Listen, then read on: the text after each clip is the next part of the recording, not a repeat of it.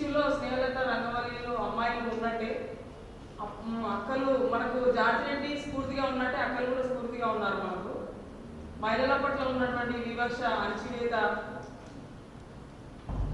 అసమానత్వం, సమానత్వం లేకపోవడం, దాడులు, హింస, వీటికి వ్యతిరేకంగా పోరాటాలు చేస్తూ చదువుకొని పై స్థాయిలోకి వెళ్ళినటువంటి అక్కలు కూడా మనకు స్ఫూర్తిగా ఉన్నటువంటి సందర్భం ఉంది, ఉన్నటువంటి పరిస్థితి ఉంది.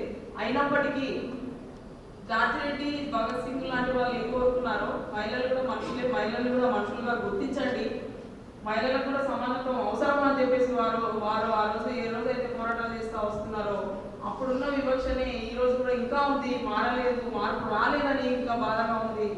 ఆ వివక్ష అప్పుడు ఉన్నటువంటి వివక్షనే ఇంకా కొనసాగుతుంది, దాడులు కొనసాగుతూనే ఉన్నాయి. కాకపోతే రూపం మారి ఉండొచ్చు, కానీ మనకు వివక్ష మారలేదు, వివక్షలో మార్పు రాలేదు, దాడుల్లో, హింసల్లో మార్పు రాలేదు.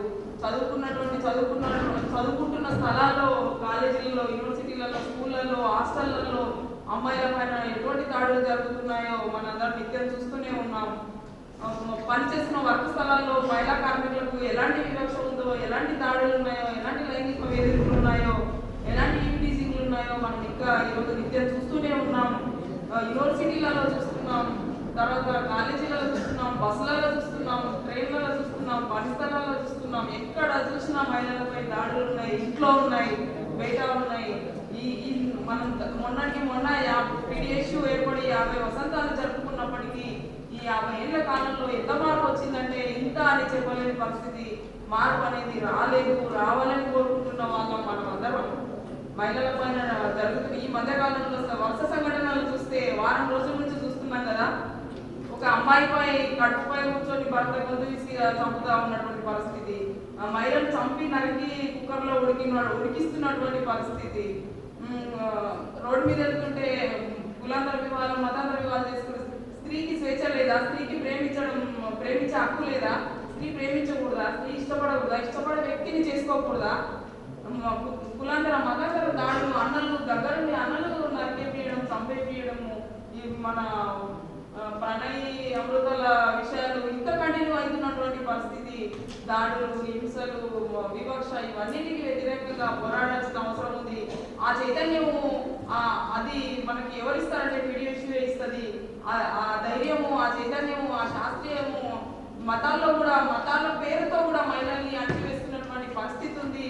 మతాల్లో కూడా మహిళల్ని టార్గెట్ చేస్తారు, అట్లా ఉంది. యూనివర్సిటీలో ఈరోజు వీసీని కొత్త వీసీని నియామకం చేస్తే ఒక మహిళా వీసీ లేదు. ఆలోచించండి, గ్రహించండి, గుర్తించండి. మీరు నిత్యం చదవండి, మా పేపర్ చూడండి, వార్తలు చూడండి. మనకి ఎందుకు ఉంది అని ప్రశ్న వేసుకోండి.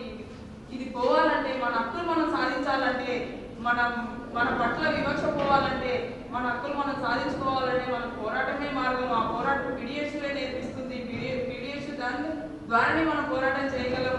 మేము ఈరోజు మీ ముందు నిలబడ్డామంటే, మాకు వస్తున్న సమస్యలు పరిష్కరించుకుంటున్నామంటే, మాపై జరుగుతున్న దాడులు మేము నివారించుకోగలుగుతున్నామంటే దానికి పూర్తి పీడిఎస్యూ అనే చెప్తున్నాము. పీడిఎస్యూ ద్వారానే చైతన్యం అవుతాం అనేది మేమంతా అలాగయ్యే ముందుకు వస్తున్నాం. కాబట్టి పీడిఎస్యూ పోరాటంలో పాల్గొనండి అని చెప్పేసి కోరుతా ఉన్నాను. మీకు ఎక్కడ ఏ సమస్య వచ్చినా, మీకు వివక్ష కనిపించినా, మీకు దాడులు కనిపించినా ప్రశ్నించండి, ఎదిరించండి, మాట్లాడండి. మీకు పీడిఎస్యూ ఉంటుంది. పీడిఎస్యూ ద్వారా మీరు న్యాయమైన పోరాటాలు చేయాలని చెప్పేసి కూడా ఈ సందర్భంగా కోరుతా ఉన్నా. నాకు ఈ అవకాశం ఇచ్చిన తోటి కామెంట్స్కి ధన్యవాదాలు.